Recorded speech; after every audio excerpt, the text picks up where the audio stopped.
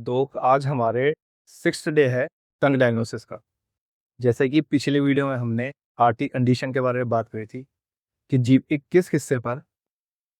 अगर कोई पैटर्न दिखे, कोई ओट दिखे, कोई अलग कलर दिखे, तो हमें हार्ट में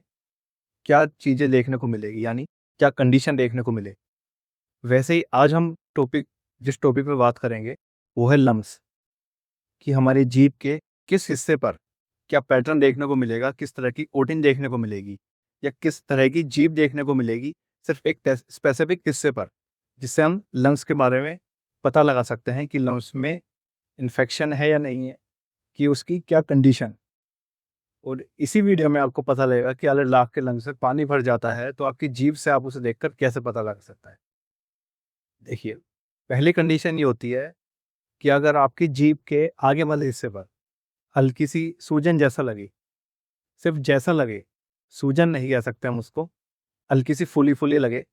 उसके ऊपर सफ़ेद रंग की परत जम रही हो, सफ़ेद रंग से दिखने लग गई हो, सिर्फ आगे वाला हिस्सा, पूरी जीभ की इसमें हम बात नहीं कर रहे, सिर्फ आगे वाले के हिस्से की बात कर, तो हमें ये चीज़ समझ जाना चाहिए कि हमारे रेस्पिरेटरी यानी लंग्स में कुछ इशू आ गया है, यानी इन्फेक्शन हो गया है। जो हम सांस लेते हैं, रेस्पिरेटरी जो ऑर्गन है वो हमारा लंग्स है, हमें उसमें सांस लेने में दिक्कत आएगी, हमें ब्रोंकाइटिस की समस्या हो सकती है इससे, कि बहुत ज़्यादा कफ अंदर आ रहा है, ओल्ड लग सकता है। कफ की कंडीशन ऐसी होगी कि ये आपको ऐसा लग सकता है कि अस्थमा हो गया है, लेकिन वो अस्थमा नहीं, उसे हम ब्रोंकाइटिस में काउंट करेंगे। एकदम से सांस चढ़ने लग जाएगी, रात को लेटे हुए हैं, लेटे लेते एकदम से ही आपको ऐसा लगेगा कि सांस नहीं आगे लगी।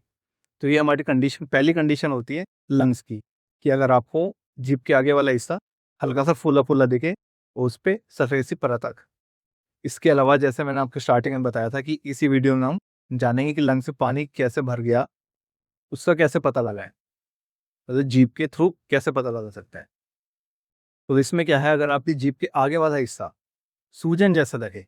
इस कंडीशन में बात कर रहे हैं प्रॉपर सूजन, जैसे नॉर्मल आपकी बॉडी में कहीं भी आती है वैसे ही आपकी जीभ पे सूजन दिखे,